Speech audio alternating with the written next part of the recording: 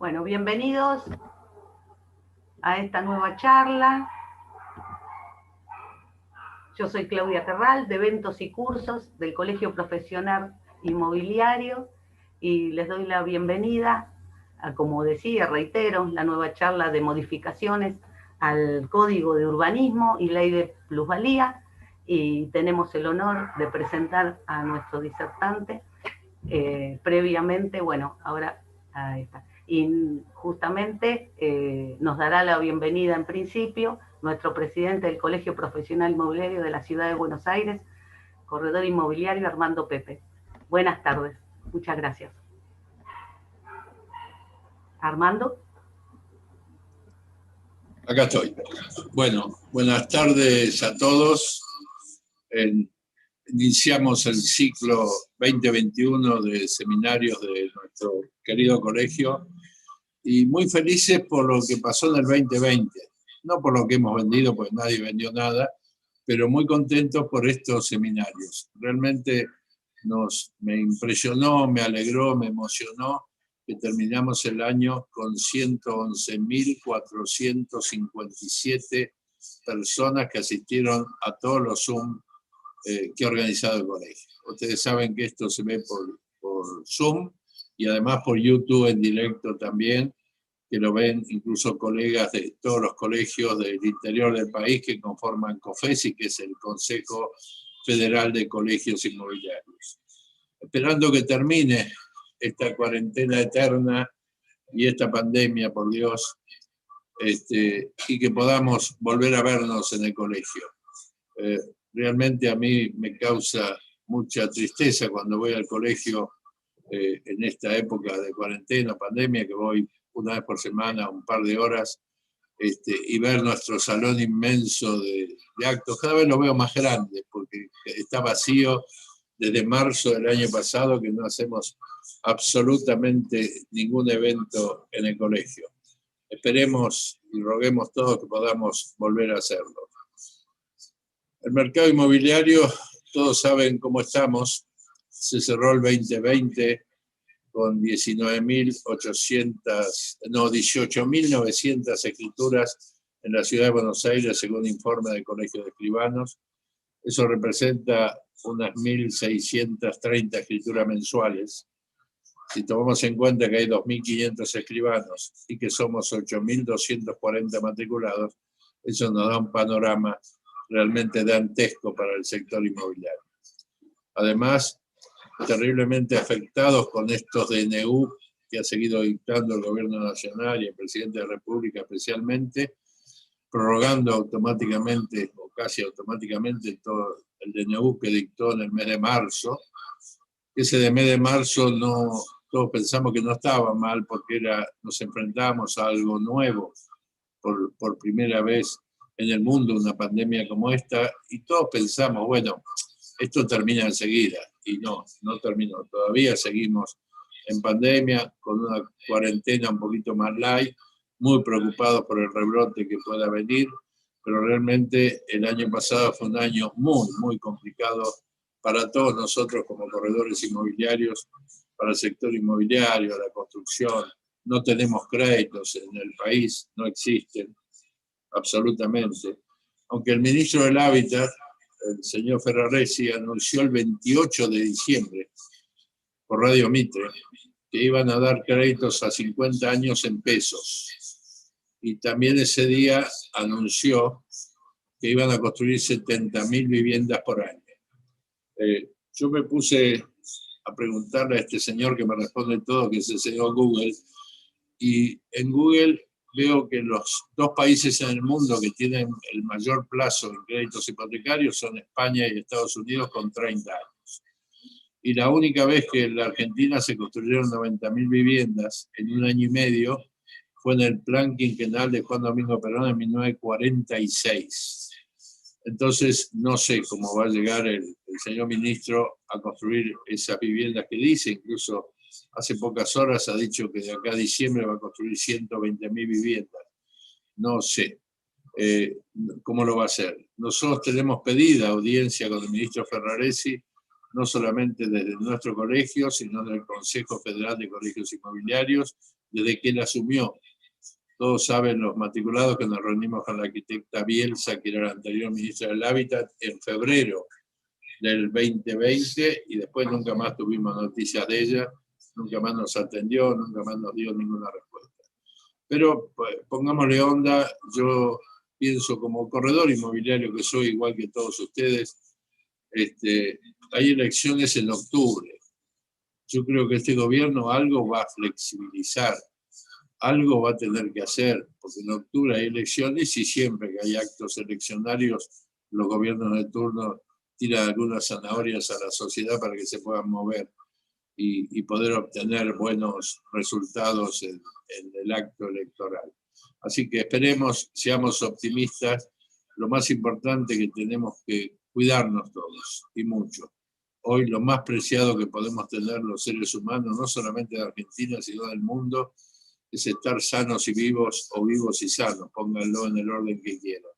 Si por alguna circunstancia van al colegio o mandan a algún colaborador o algo, pueden retirar la revista de Cusica. Hemos editado en papel la revista de diciembre.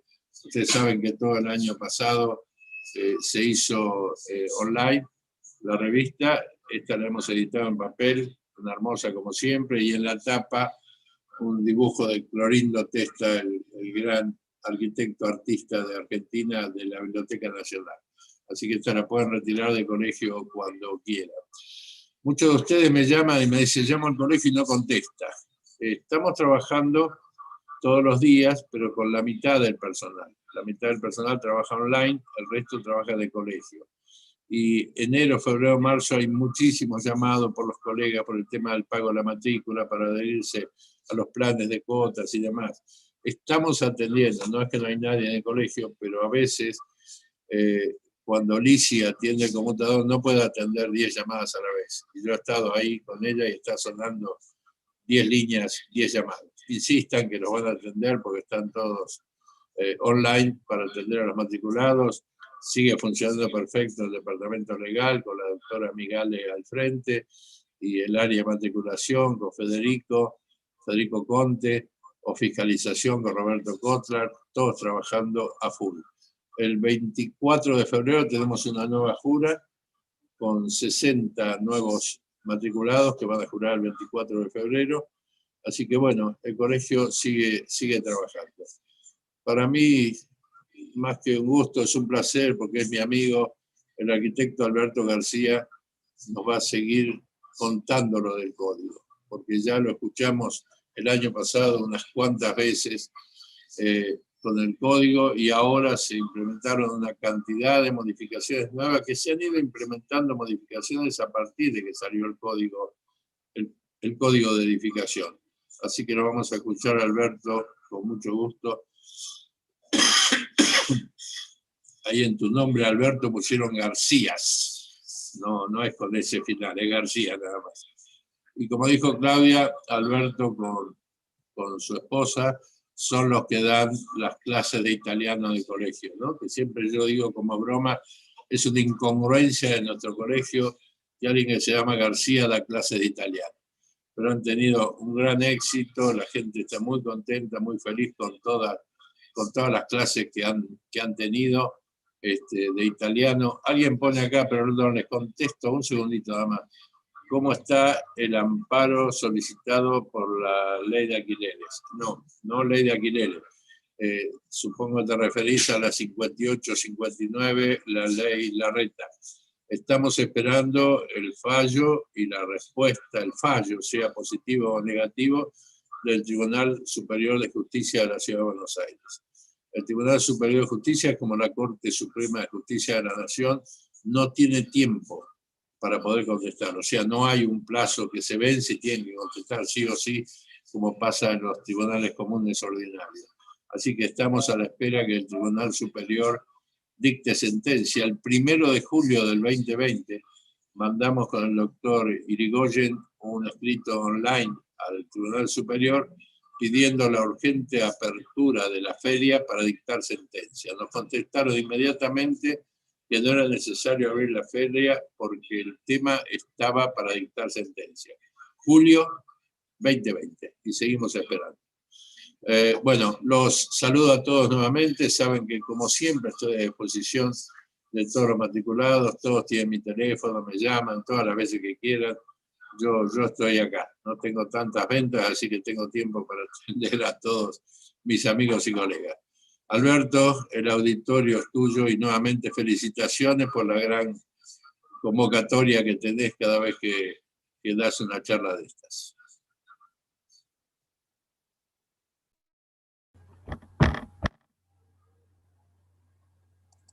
Bueno, todo tuyo, Alberto. Tenés que desbloquear el micrófono.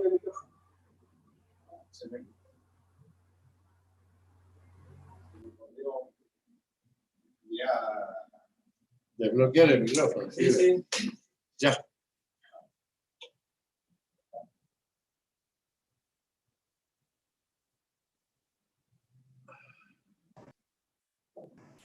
Ahí está. Bueno, buenas tardes a todos. Soy Alberto García, arquitecto y corredor inmobiliario. He manejado el tema de corredor inmobiliario desde el año 82 y me he especializado en el área de terreno. ¿Cómo vamos a encarar este curso? O este seminario, más que un curso. Bueno, indudablemente el tema es así. Como primer medida, me voy a olvidar que soy arquitecto. Esto es fundamental. ¿Por qué? Tengo que pensar como un corredor inmobiliario y pensar para qué necesitamos los corredores inmobiliarios, conocer este código de urbanismo y sus modificaciones y qué cosa debo conocer. Miren, el código tiene unas 1200 páginas, incluyendo sus mapas. Y las modificaciones son alrededor de 200 páginas. Indudablemente, ponerme a estudiar todo eso como corredor inmobiliario es un poco absurdo. ¿Por qué? Porque yo tengo que tomar lo que necesito. ¿Y qué es lo que necesito de ese código? Fundamentalmente, tener los elementos como para evaluar un terreno y en otros casos para ver algún uso sobre el terreno, que ya lo vamos a ver en particular. ¿Cómo lo vamos a plantear el tema en sí? Yo he dado ya como 10, 12 cursos de código urbanístico para mis colegas, en el colegio algunos y en los barrios otros, como una experiencia muy interesante el haber salido a los barrios. Pero el último que di fue en febrero del año pasado. Ahí empezó la pandemia, se acabó la cosa, y en ese lapso ingresaron muchos colegas nuevos. Entonces, lo que voy a hacer es lo siguiente.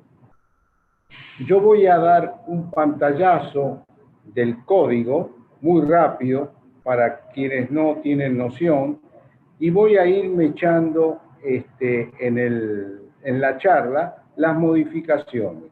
Así que ustedes tomen en detalle cuando yo nombro una modificación para ir teniéndola en cuenta y anotándola si es necesario. Bueno, este nuevo código de urbanismo reemplazó al Código de Planeamiento Urbano. No afecta a toda la ciudad, afecta solamente un 50% de la ciudad, fundamentalmente los distritos R, que son residenciales, los distritos C, centro, E, equipamiento y industriales. Los demás distritos de la ciudad, que son las áreas especiales, los distritos sur, APH, tuvieron alguna pequeña modificación o algún agregado, pero el código urbanístico se centra sobre estos distritos. Nosotros teníamos con el Código de Planeamiento Urbano 20 áreas de edificación. Ahora con el nuevo tenemos 6. Teníamos 27 alturas, con el nuevo tenemos 6 alturas. Bueno, y ¿En qué medida esto nos benefició como corredores inmobiliarios? Rotundamente les digo que nos benefició. ¿Por qué razón? Si yo tomaba el Código de Planeamiento Urbano en la ciudad y veía la capacidad construible a futuro que tenía la ciudad, con el nuevo código lo supero en un 80 o 90%.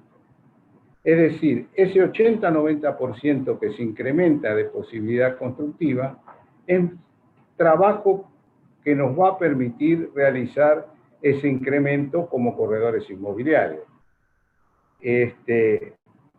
¿Cómo está armado el código?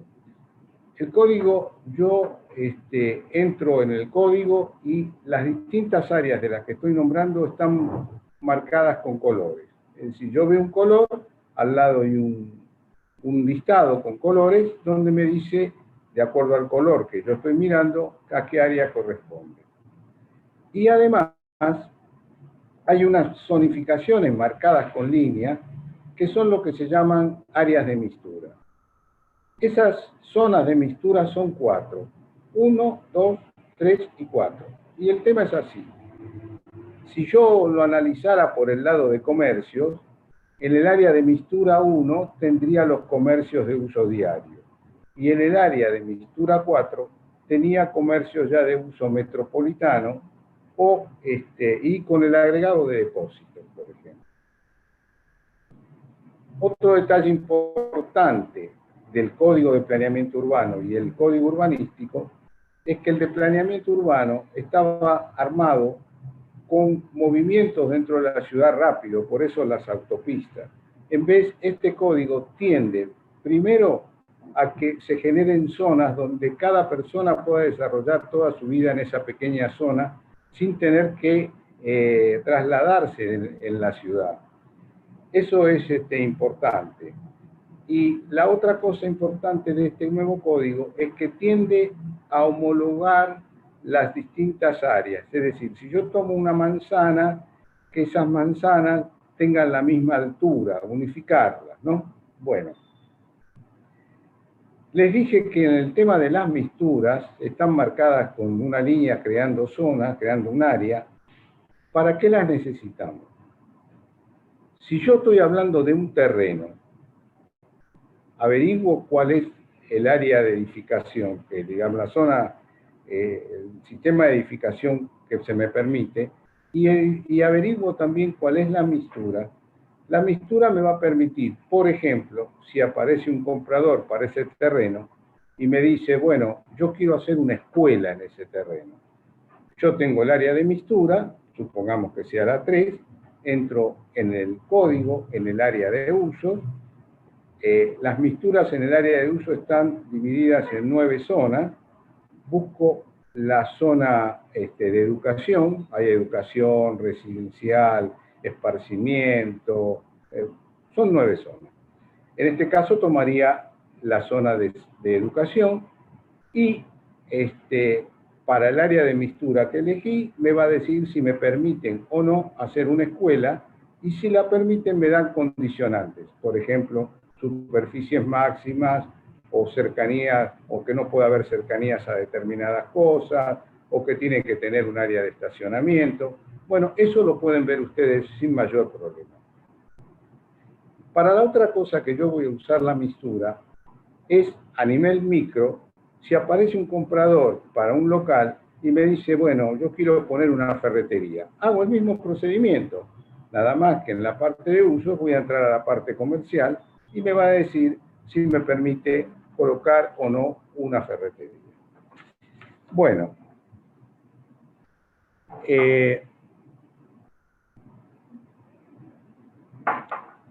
voy a dar 2 conceptos que son muy importantes porque los vamos a ir nombrando.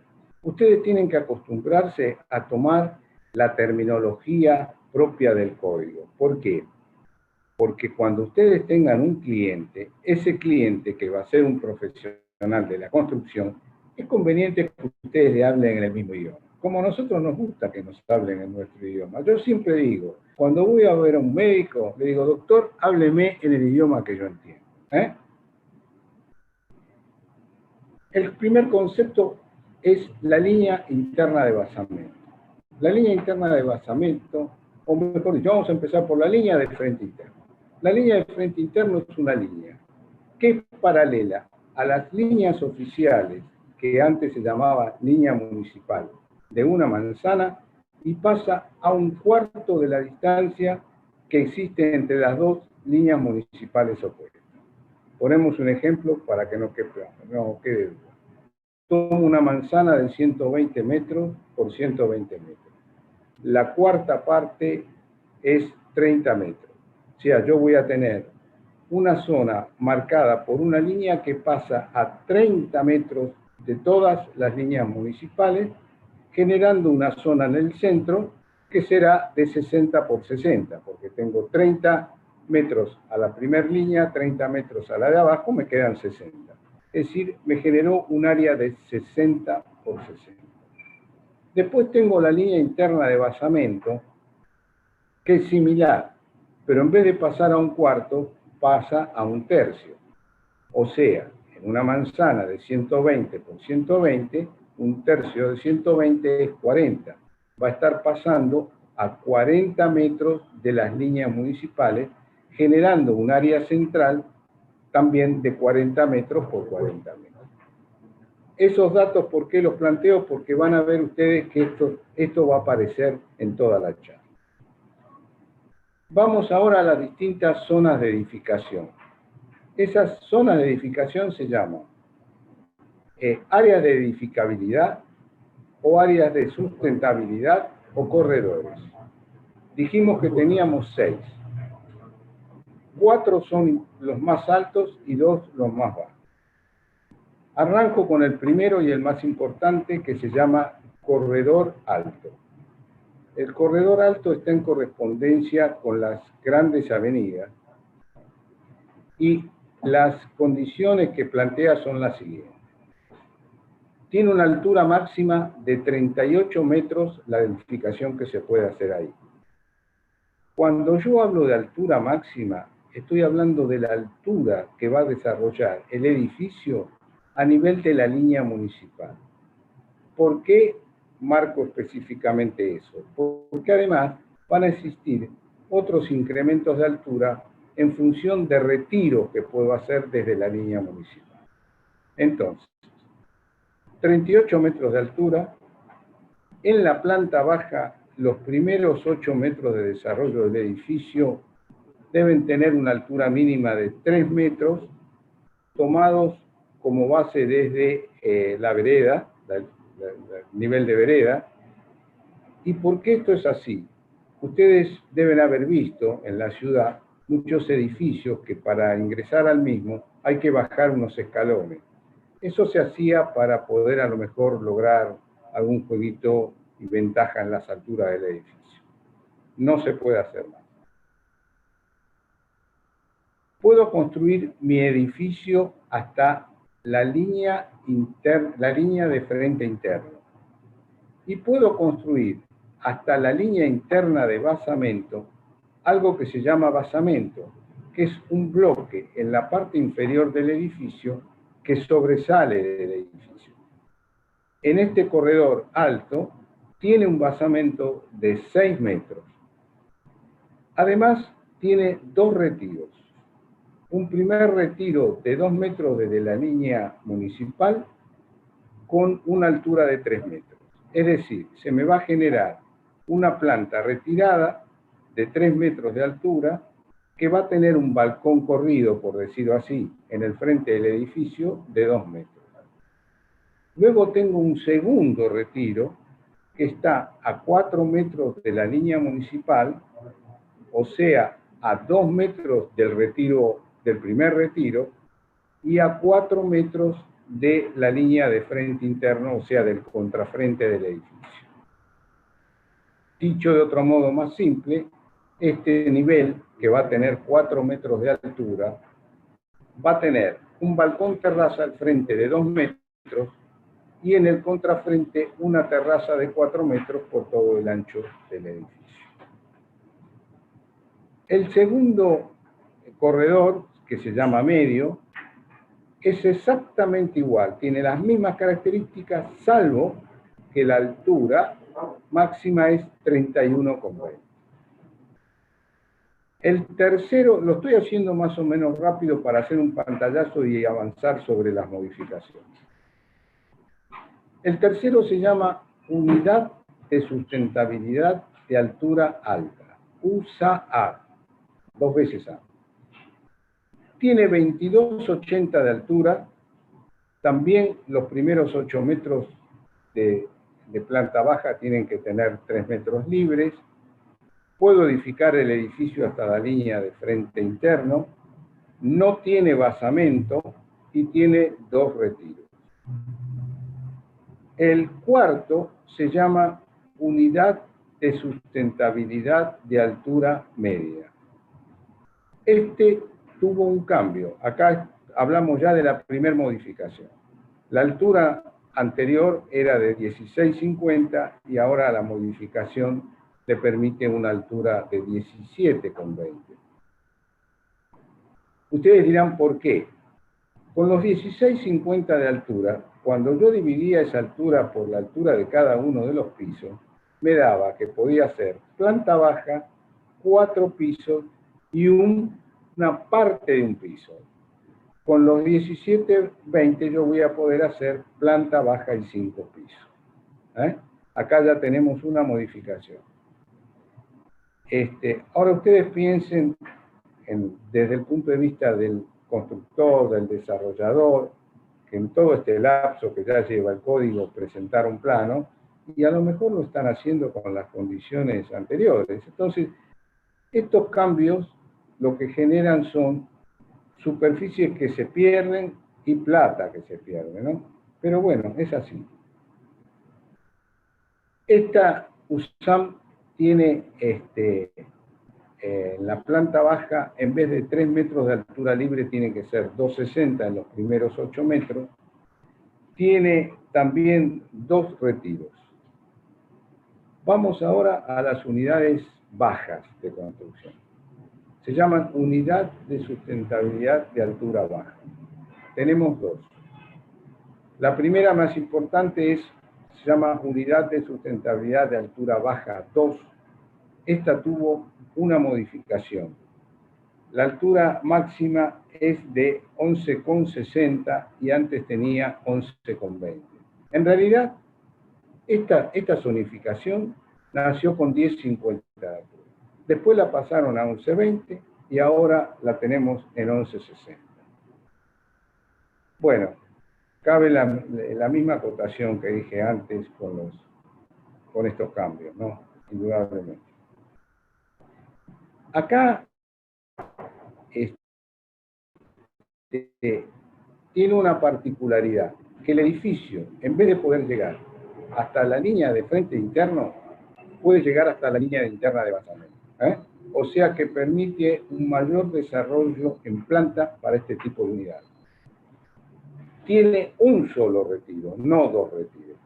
O sea, igual que al primer retiro de los casos anteriores. O sea, retirado 2 metros del frente y 3 metros de altura. El último que nos está dando es el USAP 1, que tiene 9 metros de altura, los primeros 8 metros, 2,60 metros de altura libre. También puedo llegar hasta la línea interna de basamento en el desarrollo y no tiene retiro. Sí me permiten tener una planta superior a esos 9 metros con un techo inclinado, que otro cambio. En el código anterior era de 2 metros, ahora es de 2,50. Y solamente esa planta que estoy agregando puede ser destinada a servicios. No puedo colocar unidad. Resumiendo, yo tengo una altura máxima en todos los niveles y voy a tener una altura superior que me la está dando los 2 retiros. Esa altura superior que me da los 2 retiros se denomina plano límite. Yo insisto y trato de dar la terminología que probablemente ustedes puedan escuchar de un posible comprador. Se llama plano límite. Sobre ese plano límite no puede salir ninguna cosa más que antenas o conductos de ventilación, salvo la posibilidad de un sobrerecorrido de ascensor, que para los dos niveles bajos, acá hubo un cambio, era de 2 metros, ahora es de 2,50, y para los 4 zonificaciones altas es de 3,25 metros. Van tomando nota de los cambios que voy acotando, ¿no?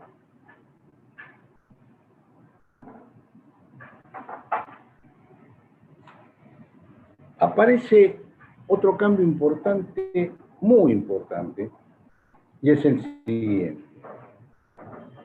Si yo la terraza de estos edificios la doto de una terraza verde, me van a permitir ahora generar un macizo en la terraza donde puedo colocar caja de escalera, tanque de agua y bueno, los sobrerecorridos de ascensor, como para llegar a la terraza esta con el mismo ascensor, que para los 4 niveles altos, o sea, corredor alto, medio, USA y USAM, es de 6,40 metros. Y para los corredores bajos o sea, los USAP, es de 4,20 metros. La única condición que yo debo cumplir es que la superficie de terraza, por lo menos el 50%, debe ser verde. Bueno, habíamos hablado de las líneas internas de basamento y de la línea de frente interna. Les expliqué más o menos cómo se calculan. Pero hay casos particulares. Esos casos particulares, el código los llama manzanas atípicas. Acá hubo un cambio. La manzana atípica es aquella que tiene menos de 4.000 metros cuadrados o aquella que la semisuma de sus lados opuestos sea menor a 62 metros. Para que no quede en duda, yo doy ejemplo numérico. Supongamos que la manzana es un trapecio. La base del trapecio es 70 metros. La parte superior del trapecio es 50 metros. Y los laterales, por decir así, 100 metros cada uno. Si yo sumo los lados opuestos, 50 más 70 da 120. La semisuma sería 60. Menor a 62 es un caso de manzana atípica. El otro caso de manzana atípica son aquellas que tienen 3 lados, 5 lados o más, o aquellas que tienen un lado puro. En el código vigente hasta este momento, hasta antes del cambio, ojo, el cambio empezó a regir el 4 de febrero, antes del 4 de febrero, las manzanas atípicas de menos de 4.000 y las de cuyos lados opuestos tenían menos de 62 metros, no tenían línea interna de basamento ni línea de frente interna. Ahora las van a calcular, o sea, es el gobierno de la ciudad quien va a determinar para esas manzanas cuál es la línea de frente interno y cuál es la línea interna de basamento. Esto es un problemita en este momento. ¿Por qué? Si yo tengo que analizar un terreno en una manzana atípica, como lo están estudiando, no hay forma de tener documentación, con lo cual no lo puedo analizar. En el caso anterior, ya había manzanas que tenían definida la línea de frente interno y la línea interna de basamento, con lo cual podía hacer el estudio. Hoy tengo que hacer el pedido. ¿Y qué ocurre cuando hago el pedido? Pueden pasar dos cosas. Que ya la manzana esté estudiada anteriormente y la acepten así, lo cual me lo estarían informando más o menos rápidamente. Y si no está estudiada, desconozco los tiempos que puede llevar. Vamos a hablar ahora de parcelas que no están, que están en situación de esquina. Acá hay otros cambios importantes. El tema es así. Las parcelas que están en situación de esquina son aquellas que están en un área determinada por lo siguiente. La prolongación de las líneas de frente interno más 9 metros. Pongamos un ejemplo. O mejor dicho, esperen. La prolongación de la línea de frente interno más 9 metros con un máximo de 34 metros. O sea, hay una pregunta sobre este tema que creo que con esto va a quedar más o menos contestada. O va a quedar contestada directamente. Yo tomo una manzana de 80 por 80. La línea de frente interno pasa a 20 metros. O sea, 20 metros más 9 son 29 metros. O sea, el área que va a haber en cada esquina de la manzana, formada por 29 metros por 29 metros, es este cuadrado, si estamos hablando de una manzana cuadrada, por supuesto. Si yo tengo una parcela en ese sector, voy a tener dos condiciones de análisis, que ya las voy a plantear. Pero voy a seguir con el ejemplo para que quede claro. Si yo tengo una manzana de 120 por 120, la línea de frente interno que pasa a un cuarto sería 30 metros, más 9 metros serían 39, pero ya el sector no es de 39 por 39, porque el máximo es 34. O sea, si mi parcela está en un área de 34 por 34, tengo que hacer un estudio especial. Bueno,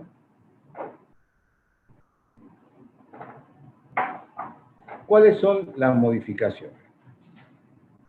Si las parcelas que lindan con mi parcela tienen construcciones que ya están, ¿cómo se llama?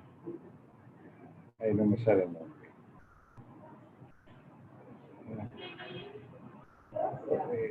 Digamos, si tienen construcciones, ¿verdad? Vamos a decir, si no me recuerdo exactamente el nombre, ya me va a aparecer. Si tienen construcciones que tienen una altura del 75% de la altura permitida en la zona, no hay cambios. Se analizan como lo tenía en el Código Urbanístico anterior, vigente hasta el 4 de febrero. Es decir, pongo un ejemplo. La altura de la zona es 20 metros, tengo un edificio de 16 metros de altura, consolidado, ahí me salió, consolidado. Se llaman edificios consolidados. Si yo tengo un edificio de 16 metros de altura, la altura de la zona es 20 metros, el 75% de 20 metros es 15. 16 es más de 15, el edificio está consolidado. Si el edificio tuviera 14 metros, no es consolidado. Si estoy ante el caso de que mis parcelas son lindantes con edificios no consolidados, o, gran cambio, volvemos al tema de las troneras. Fíjense ustedes, las troneras era como ya la deben haber conocido del Código de Planeamiento Urbano. Fíjense ustedes los cambios. El Código de Planeamiento Urbano nació sin troneras. Al poco tiempo aparecieron las troneras. Después, el Código Urbanístico saca las troneras. Ahora el Código Urbanístico vuelve a poner las troneras. Señores, esto es metros cuadrados de diferencia, esto es plata de diferencia. Indudablemente este tipo de ida y vuelta afectan mucho. Bueno, el tema de las troneras lo saben muy bien cómo es el área marcada por la línea de frente interno, en sus ángulos tiene un ensanchamiento. Eso directamente en el código, ustedes van a ver el dibujo, explicar un dibujo por internet es un poquito más complicado. Vamos a ver parcelas que no están alcanzadas por la línea de frente interno. Si yo tengo parcelas que la línea de frente interno no corta el terreno y tengo que iluminar y ventilar mi proyecto, tengo que dejar un área libre. Esa área libre es, en los corredores altos y medios, 8 metros libres. En los USAP y USAM de 6 metros.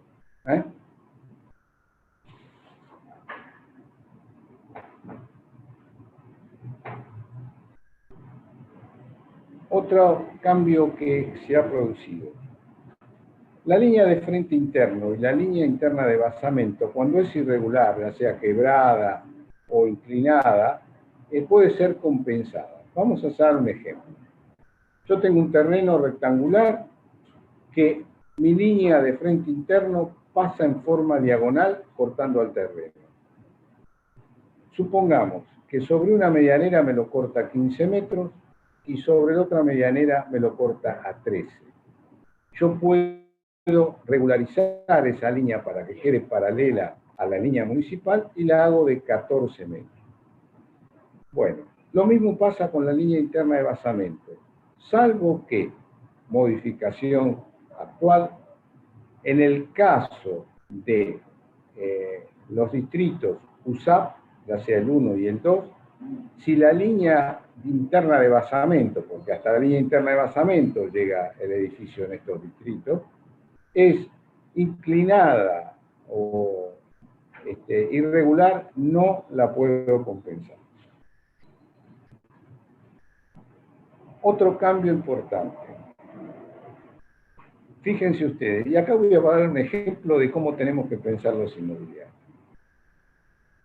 En el código vigente hasta el 4 de febrero, si yo hacía un proyecto de un edificio y necesitaba colocar un patio, ese patio tenía que coincidir, por lo menos sobre la línea divisoria de parcela, en una longitud de al menos 50% con el patio de uno de los dos parcelas linderas. Acá un colega, hace tiempo, me preguntó que analizando un terreno, eso no sabía cómo manejarlo. Acá viene la respuesta. Hay que pensar como inmobiliario. Como inmobiliario, yo lo único que tengo que tener en cuenta es que necesito un patio. Ese patio, que tiene una superficie de 26 metros cuadrados, lo resto a la planta. ¿Cómo coloco el patio? ¿Dónde coloco el patio? No es mi problema. Es un problema del proyectista. Entonces, no nos enrosquemos metiéndonos en temas que no son afines al nuestro. ¿Estamos? Y bueno, ¿cuál es el cambio que se produce sobre esto? Yo digo tal cual expresa la modificación. La modificación dice que un patio lindero puede enfrentar a un área descubierta. Puede enfrentar a un área descubierta. Puede significa que si quiero lo hago y si no quiero no lo hago. Así se interpreta. Ahora, hay que ver lo que interpreta el funcionario. Pero si yo recurro a enrace en mi proyecto, o sea, a completamiento de tejido, que así lo nombra el código, yo sí o sí tengo que hacerlo coincidir con el patio lindero. Este es uno de los cambios que se agregan. Fíjense, yo estoy seleccionando, yo estoy seleccionando los cambios que nos afectan directamente a nosotros. En 200 páginas hay mucho cambio. Tendría que estar comparando cada cosa de la modificación con el código que quedó modificado el 4 de febrero. Fundamentalmente muchos cambios están en el tema de uso. Pero ¿cuál es el sentido de nombrar un cambio si hoy, cuando tengo que ver un uso, veo lo que me dice el código, la modificación nueva y punto? No tengo que andar comparando una cosa con la otra. Bueno, vamos a entrar al tema de edificios de perímetro libre. Hay una pregunta que hizo una colega sobre el tema de torres, que después ya lo voy a contestar. Pero a veces la gente confunde lo siguiente. Si yo tengo un edificio de perímetro libre, es decir, todo su perímetro está libre, y lo miro, se lo ve como una torre. Sobre todo si estamos en un área de corredor alto que tiene 38 metros de altura. Pero ese no es el concepto de torre. El concepto de torre es un edificio de mucho más altura que está sobrepasando los 38 metros, que es lo máximo que está permitiendo el código actual en el área de la ciudad, más los retiros, por supuesto. ¿Cuál es el gran cambio? En las parcelas USAP 1 y USAP 2, yo puedo hacer un edificio de perímetro libre en una parcela que sea única manzana, o sea, que la manzana sea la parcela. O entonces en que mi terreno esté ubicado entre dos terrenos, entre dos parcelas que tengan edificios de perímetro libre o el espacio urbano de perímetro semilibre. Esto es para el caso USAP 1 y USAP 2. En el código vigente anteriormente incluía el corredor USAM, o sea, la unidad de sustentabilidad de altura media. Cambio que se produce salió de acá y se suma el USAM a USAP, corredor medio y corredor alto. Tomaron nota de este cambio, ¿no? Ahora, cuando hable de estos corredores altos, también hay algún cambio. Se pueden realizar los edificios de perímetro libre en parcelas de 34 o más metros de ancho y en parcelas intermedias. Y en parcelas en esquina tendrían que ser los 34 metros sobre el corredor más importante. Dicho de otra manera, si yo tengo una esquina a la que confluyen dos calles que tienen distinta altura, por ejemplo, una es corredor medio y otra es USAM, ¿sí? Los 34 metros del terreno de esquina tienen que estar sobre el corredor medio, ¿está? Después, la otra cosa que acá hubo un cambio, permitían hacer edificios de perímetro libre en ese sector cuando yo tenía parcelas de 30 metros que eran linderas a edificios de perímetro libre. Eso se sacó. Yo esto lo he explicado ya en los cursos anteriores, pero lo voy a volver a indicar. Cuando se proyecta un edificio de perímetro libre en estas parcelas, en estas zonificaciones altas, yo tengo que hacer una combinación de perímetro libre con perímetro semilibre. Bueno, eso es un poquito complicado. Entonces, pienso como inmobiliario, les explico. Analícenlo como un edificio entre medianeras, ¿sí? El edificio entre medianeras yo voy a poder construir hasta la línea de frente interno y basamento si el área lo permite. Y porque los edificios de perímetro libre se pueden construir hasta la línea interna de basamento. Entonces es muy probable que me dé una diferencia de metros cuadrados cuando yo lo estoy haciendo entre medianeras. Me va a dar quizás más metros. Pero, ¿quién toma esa decisión de hacerlo entre medianeras o perímetro libre? El proyectista. ¿Y cómo va a ser la forma de tomar la decisión? Si mi terreno está en un área periférica, y seguramente voy a hacerlo entre medianeras. Y si estoy en un área muy buena, voy a hacer un perímetro libre, porque voy a lograr un mejor proyecto y una mejor unidad de vivienda.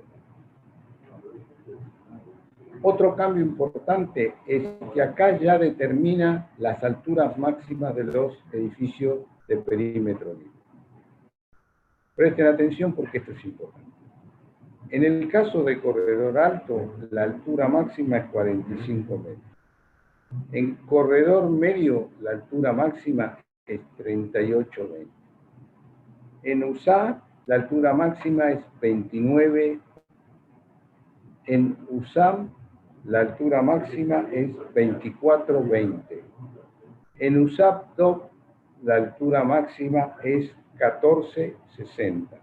Y en USAP-1 es 9 metros. Esta es una modificación introducida.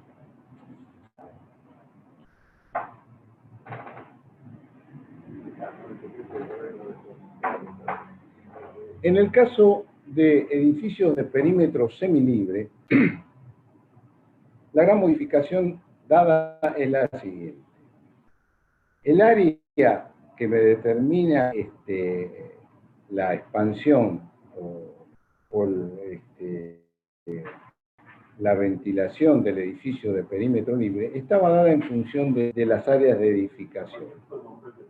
O sea, el espacio urbano, por decirlo, hablar con propiedad, el espacio urbano que me determinaba ese corredor que es paralelo al edificio, estaba dado en función de los corredores de altura. Ahora está dado en función del ancho de la parcela. Si la parcela tiene hasta 10 metros, es 3 metros. Si tiene más de 10 metros, hasta 14 metros la parcela, el corredor, ese espacio urbano debe ser de 4 metros, y si tiene más de 14 metros, debe ser de 6 metros.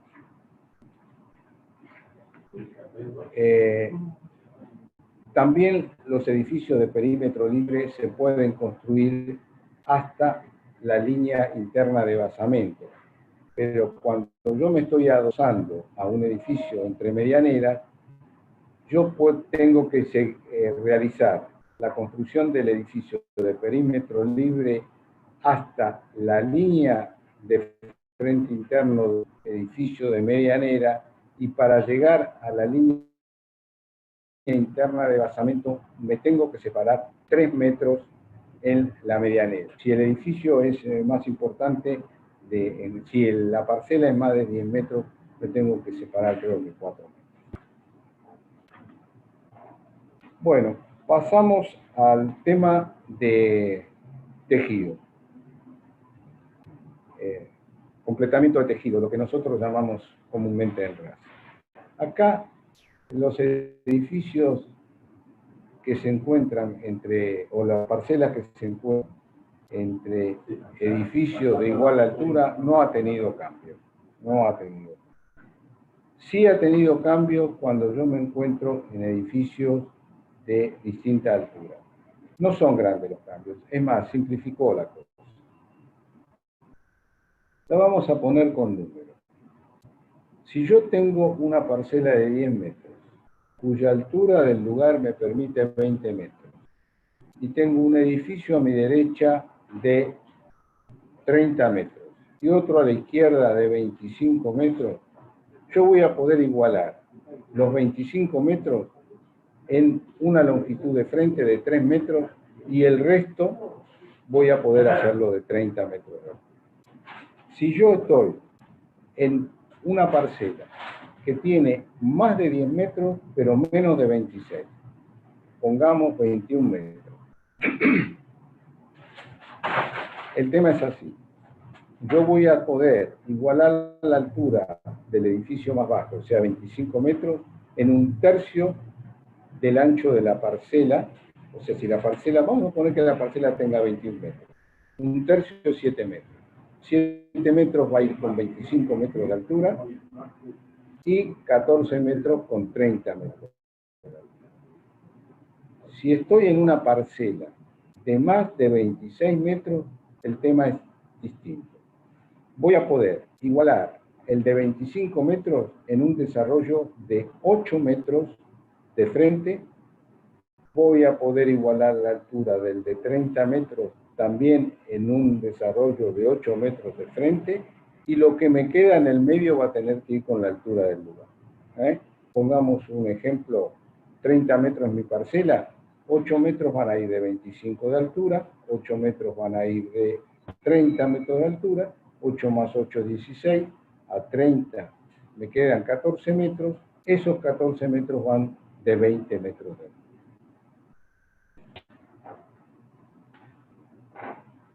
Este es otro cambio importante que introduce esta modificación. Y es que para igualar alturas, o sea, para enrase, incorpora la posibilidad de parcelas que estén entre edificio de medianera y edificio de perímetro libre o espacio urbano de perímetro semilibre. ¿Cuál es la gran modificación? En ese caso, yo tengo que hacer, para igualar la altura que tengo en el edificio entre medianeras, tengo que hacer un edificio de perímetro semilibre adosado al edificio entre medianeras, y el espacio urbano va a tener un ancho de 3 metros para terrenos de hasta 10 metros y 4 metros para terrenos de más de 10 metros, de 10 a 14. Y en parcelas de más de 14 metros, ese ancho es 6 metros. Yo creo que los estoy volviendo un poco locos con los números, pero trato de ser lo más conciso posible. Los números manejan el mundo y hay que decirlo. Bueno, acá hay un dato muy importante que tiene que ver con la regulación de los subsuelos. El subsuelo yo lo puedo construir hasta la línea interna de basamento. Pero si para cumplir con un requerimiento de estacionamiento que me impone el código en sí, me dan permiso para construir quizás hasta toda la superficie de la parcela, o sea, más allá de la línea interna de basamento. Pero para hacer esto tengo que cumplir con tener una superficie sobre el subsuelo de terreno, de terraza verde, asegurar el escurrimiento de agua y asegurar la ralentización del agua. ¿Cómo lo hago? Dotando al edificio de un depósito de ralentización de agua. Otra cosa que está incorporando como cambio importante es que en sectores donde no hay riesgo hídrico, que no hay posibilidad de inundación, permiten bajar el nivel de la planta baja. Lo que no está claro, si tengo que seguir cumpliendo con el tema de los 8 metros de frente. Aparentemente es así, puedo estar bajándolo después de los 8 metros. Bueno, y con esto estamos con los cambios que tienen que ver con el código urbanístico. Vamos a entrar al tema de plusvalía.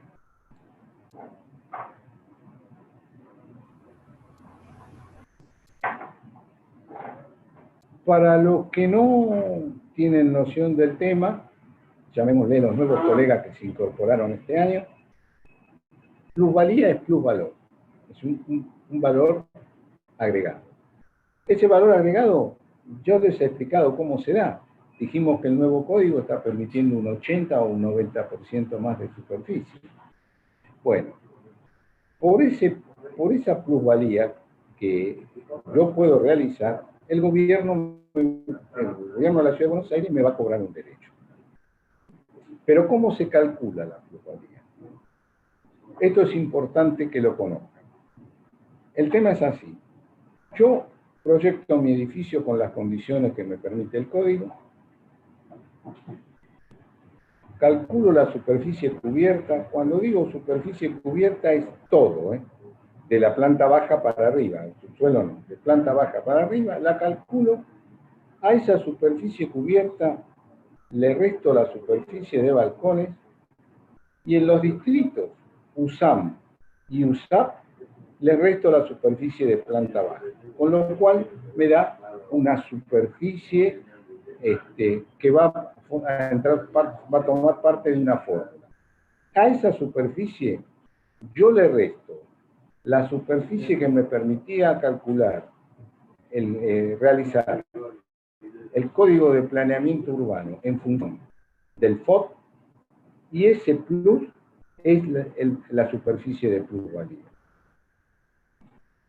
¿Qué ha hecho el gobierno de la ciudad? Agarró todas las manzanas de la ciudad y le calculó un valor de incidencia del metro cuadrado, que no lo puso ni en pesos ni en dólares. Lo puso en UVA, unidad de valor actualizado. Ese UVA, el Banco Central lo informa diariamente. ¿Sí? Y vamos a hacer un ejemplo concreto. Supongamos que la superficie de incremento de plusvalía me dio 1000 metros. Yo averiguo cuál es la incidencia para la manzana donde se encuentra mi parcela. El valor del UVA está alrededor de los 60 pesos. Quiere decir que en pesos la incidencia es 30.000 pesos. Yo estoy incrementando, por ejemplo, 1000 metros cuadrados. El valor de esos 1000 metros cuadrados, según cálculo del gobierno de la ciudad, son 30 millones de pesos. Por esos 30 millones de pesos tengo que pagar un derecho. Ese derecho varía, tiene 4 niveles, de acuerdo al área donde se encuentra mi parcela en la ciudad de Buenos Aires. Las mejores áreas tienen un 35%, baja un área de menor valor 27%, luego 18% y el área más perimetral un 10%. Entonces, supongamos, si los 30 millones de pesos, que es lo que vale los 1000 metros cuadrados según el gobierno de la ciudad, y está en una zona muy buena, yo pago el 35% de 30 millones de pesos, es 10 millones y medio de pesos de plusvalía. Si me encuentro en un área periférica, pago el 10%, o sea, de 30 millones de pesos, pago 3 millones de pesos. Ese es el concepto del tema de plusvalía. ¿Cuáles son los cambios que se han producido en el tema de plusvalía? ¿Quién paga la plusvalía? La plusvalía la paga el desarrollador, porque la tiene que pagar en el momento que presenta los planos. Estas eran cifras muy importantes, ¿eh? Estábamos hablando de a veces $300.000, cifras importantes, según el tipo de terreno del que estemos hablando. Entonces, para incentivar el tema de construcción y de adaptación que está viviendo nuestro país, acá aparece el cambio en la forma de pago de la plusvalía, que es un 20% lo tengo que pagar en el momento de presentar la documentación. Y el 80% lo tengo que pagar en función del tipo de obra de que esté hablando. Si yo estoy hablando de una microobra que es hasta 30 metros cuadrados, una significa, puede tener plusvalía. Los 80% restantes los pago cuando termino la obra. Si estoy hablando de una microobra que es hasta 500 metros cuadrados, perdón, yo tengo que pagar el 20% en la presentación del plano, 40% cuando tengo desarrollada la planta baja y 40% al finalizar la obra. Si estoy hablando de una obra media, que es hasta 2.500 metros cuadrados, o de una obra mayor, que es de más de 2.500 cuadrados, ese 80% lo tengo que pagar de la siguiente manera. 40% cuando tengo constituida la planta baja y 40% cuando terminé la última luz. Y la otra modificación del tema de plusvalía, que ya existía, pero la gente no la toma en cuenta, y es que los valores de UVA se modifican todos los años de acuerdo a la ley tarifaria del gobierno de la ciudad. Bueno, y con esto creo que quedamos con el tema más o menos terminado. Así que, si quieren, pasamos al área de las preguntas, Claudia. O ya, no, vamos. Sí, Alberto, cómo no. Estamos... bueno. ¿Sabés lo que podemos hacer? Empiezo con las preguntas que ya teníamos, que yo recibí del tema de la inscripción. ¿Te parece bien? Y después seguimos con la de las que Y están quería agregarte, perdón Alberto que te interrumpa, pero hay algunos colegas que bueno, han dejado su inquietud, que querían un poco ver en gráficos algunos temas, ¿sí? que realmente les parece.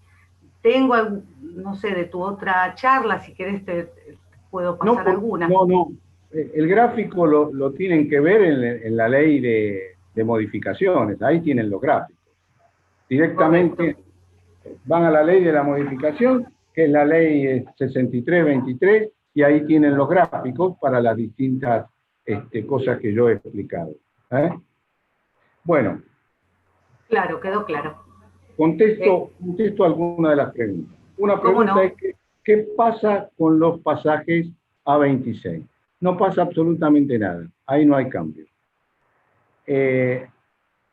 Acá otra pregunta es, ¿autorizarán torres en lotes aptos para eso en Cava? Las torres en Cava solamente pueden, acuérdense lo que yo expliqué, la diferencia entre torre y edificio de perímetro libre, no lo llamemos torre. Las torres solamente en Cava se pueden hacer en terrenos fiscales que por razones comerciales el gobierno de la ciudad ha permitido torres para seguramente incrementar el valor del terreno, y en zonas aledañas, en las zonas de Riachuelo. ¿Cómo se calcula la plusvalía? Ya lo hemos hablado. Acá preguntan, ¿cómo ajusto un terreno que ya tengo la factibilidad? Y si hay cambios, hay que hacer la nueva factibilidad en función de los cambios. No hay mucha vuelta.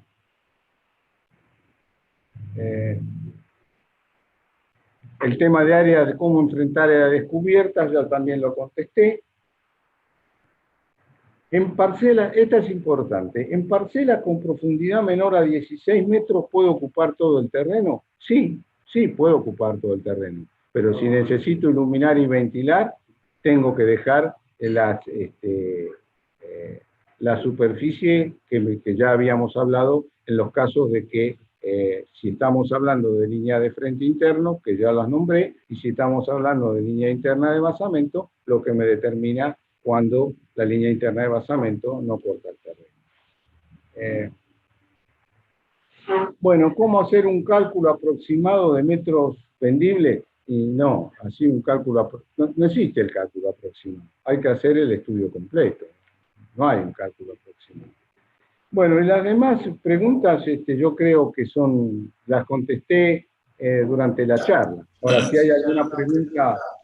Alberto, te hago una pregunta. ¿Por tema de los cuánto? subsuelos. ¿Cuántos subsuelos se pueden construir en un edificio? Yo puedo construir... Espera, Alberto. Le abrís el micrófono a uso. Alberto. ¿Habilito? Sí, habilitado. Bueno, Armando, yo puedo construir la cantidad de subsuelos que quiera. El tema es así. No es rentable pasar a muchos subsuelos, pero sí tengo una obligación, que no puedo hacer otro uso que, digamos, que no sea estacionamiento más allá del tercer subsuelo. Si yo quisiera hacer un depósito, lo puedo hacer hasta el tercer subsuelo. ¿Y no puedo hacer un cuarto subsuelo para hacer bauleras? No, tiene que ser para estacionamiento. Únicamente, y máximo 3 subsuelos. Está bien, gracias. Sigue Claudia con el tema de las preguntas de... Hay un eco igual en el sonido. Perdón, a ver. Te escucho, Alberto. Sí. No, está sin voz, Claudia. Estoy... Hola. ¿Me escuchan bien? Me tengo que... Ahora sí, Claudia. Bueno, perfecto, disculpen. Bueno, sí, son de... A ver, vamos a ver si hay alguna que está... Bueno, hablando de... Una sencillita, a ver, ¿dónde se pueden encontrar los valores de plusvalía? ¿En algún sitio web? A ver, te aclaro, ¿dónde se pueden encontrar los valores de plusvalía? ¿En algún sitio web? Bueno, los valores de plusvalía. Nosotros teníamos hasta hace poco el plano abierto. El plano abierto a veces daba, no siempre los valores de plusvalía, porque, bueno, había algunos casos particulares que costaba un poquito más. Ahora ese plano abierto desapareció y apareció el Ciudad 3D. Ahí complica un poquito el conseguir el tema de la plusvalía. Pero si no, habría que ir a la ley tarifaria que se publica todos los años, donde, entre otras cosas, dan los valores de plusvalía. Correcto. Ojo, valores de plusvalía no, los valores de incidencia de terreno.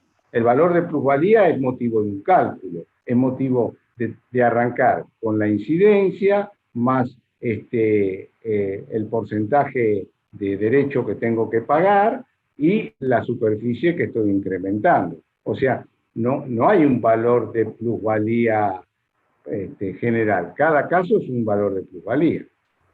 Hace un tiempito, Javier hizo una consulta, hace un tiempito, pero bueno, unos minutos largos, con el tema de las troneras, ¿cuándo deben ejecutarse?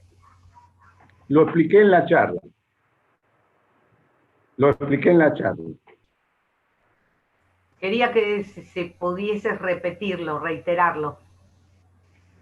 Bueno, yo tengo que recurrir a las troneras cuando mi terreno se encuentre en un área de esquina formada por 34 metros o 34 por 34 máximo, o la línea de frente interno más 9 metros, ¿sí?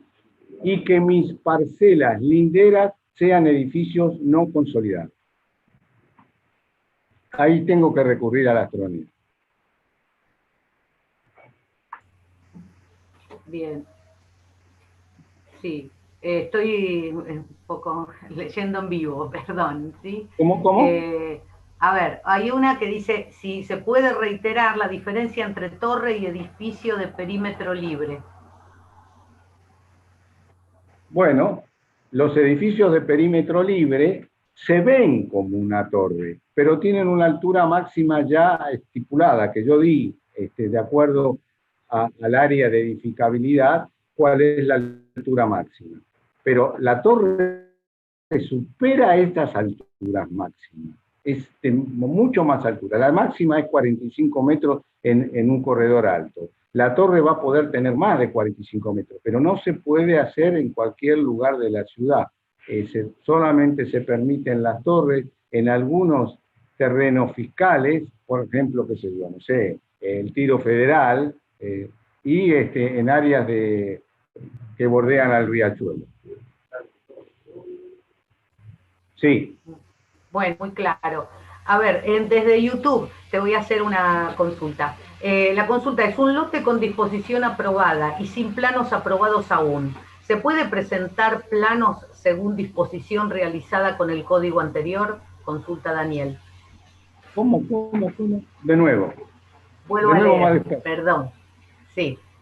Con un lote con disposición aprobada y sin planos aprobados aún, ¿se puede presentar planos según disposición realizada con el código anterior? No, si yo estoy el tema es así. Si yo estoy presentando un plano hoy, lo tengo que hacer con las condiciones del momento, no puedo hacerlas con condiciones anteriores. Sí podría, el caso de que yo hubiese presentado un plano con las disposiciones anteriores y las nuevas disposiciones de alguna forma me favorecen, volver a presentar para lograr un cambio. Eso sí, pero no hacia atrás no. Correcto. Vanessa pregunta, tema APH, ¿hubo algún cambio? Bueno, en APH no sé si hubo cambio, porque hay es decir, no hay un área APH. Y si hubiera un cambio, no tiene sentido que esté planteando el cambio. Cuando ella entre en un terreno que esté en una APH, va a la pH y se fija si hay algún cambio en sí. Es decir, no tiene sentido comparar un cambio actual con el APH anterior, pero en general puede ser que en alguna pH haya habido cambio.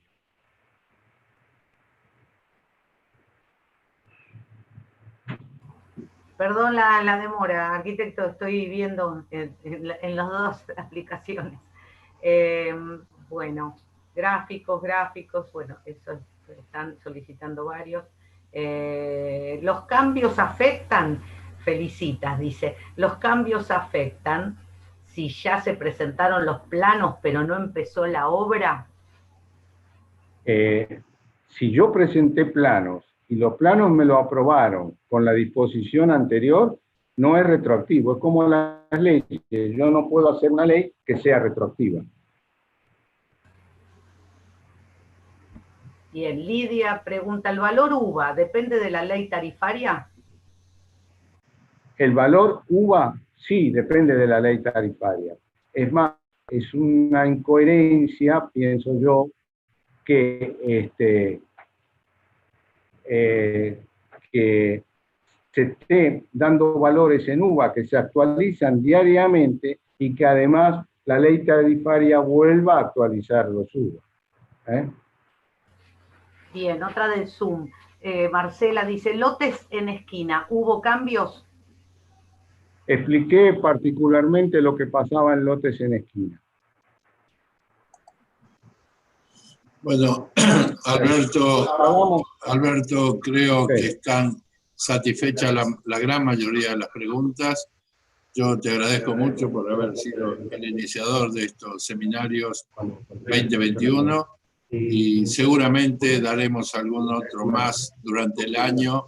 Alberto, te agradezco mucho nuevamente, te felicito por la charla, saludo a todos los participantes y damos por terminado este primer Zoom del 2021.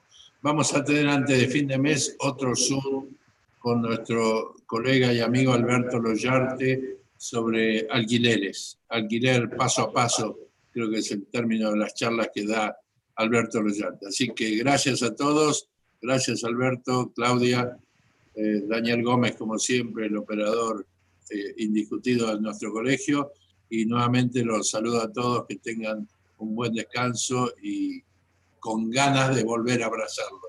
En algún momento lo haremos. Saludos a todos. Bueno, yo también saludos a todos. Indudablemente el tema de volver a las clases presenciales las extraño muchísimo. Esto no es lo que más me gusta, pero bueno, es lo que tenemos y no nos podemos quejar. Bueno, saludos a todos y bueno, que tengan un buen día. Muchísimas gracias, presidente, muchísimas gracias, arquitecto, y gracias a todos por participar. Hasta el próximo encuentro. Gracias.